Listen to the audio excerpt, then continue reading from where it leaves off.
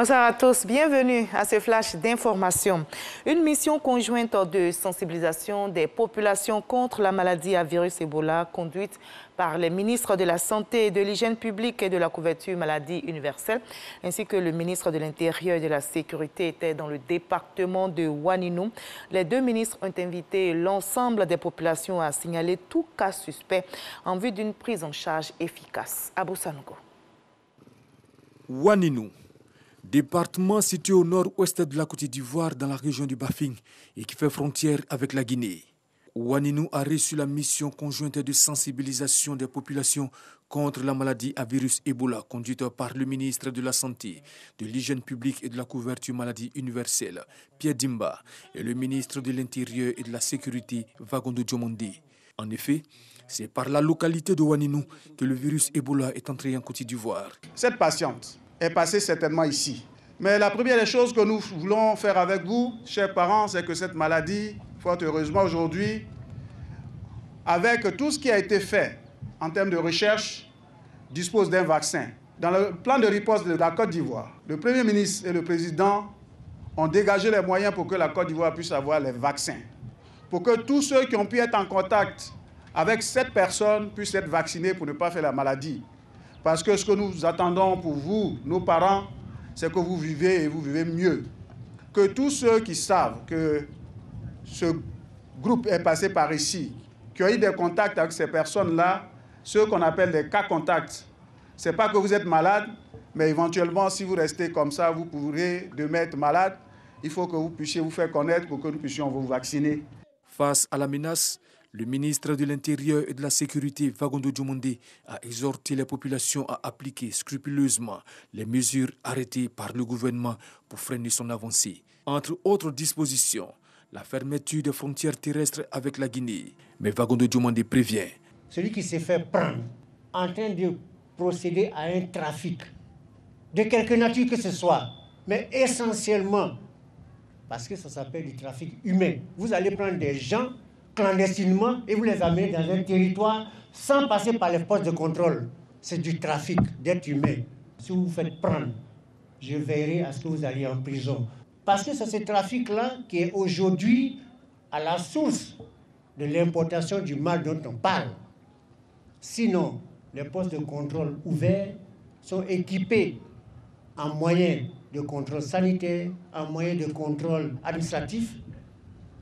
Et celui qui présente un cas de maladie, mais il est pris en charge. Mais les frontières sont fermées. Celui qui ne comprend pas, je vais répéter, c'est fermé jusqu'à ce que de nouvelles institutions viennent. Un message bien accueilli par les élus et cadres du département de Ouaninou. Je voudrais dire à nos frères que chacun doit faire l'effort de travailler en synergie avec les forces de défense et de sécurité pour que désormais ces genres de situations n'arrivent pas. Plusieurs kits sanitaires composés de masques de protection, de paquets de gants, d'équipements de protection individuelle, de flacons de gel hydroalcoolique, de savon liquide et de 15 motos ont été offerts aux populations et aux forces.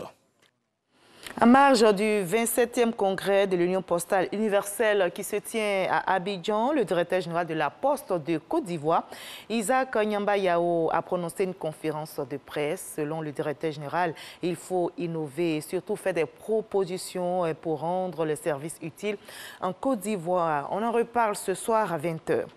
Le groupe intergouvernemental d'action contre le blanchiment d'argent en Afrique de l'Ouest tient la seconde plénière extraordinaire de sa commission technique ici à Abidjan. Les experts et représentants des pays membres de la CEDEAO travaillent au renforcement des capacités et recommandent des mesures fortes et pertinentes nécessaires pour endiguer le blanchiment d'argent et le terrorisme, des fléaux et qui mettent en péril la stabilité de l'économie. À l'étranger, au Burkina Faso, au moins 47 civils et gendarmes ont été tués hier mercredi dans le nord du pays entre Arbinda et Dori lors d'une embuscade tendue par de présumés terroristes alors qu'ils circulaient dans un convoi. Les forces de défense et les volontaires pour la défense de la patrie, des supplétifs de l'armée ont réussi à neutraliser 58 terroristes selon les autorités.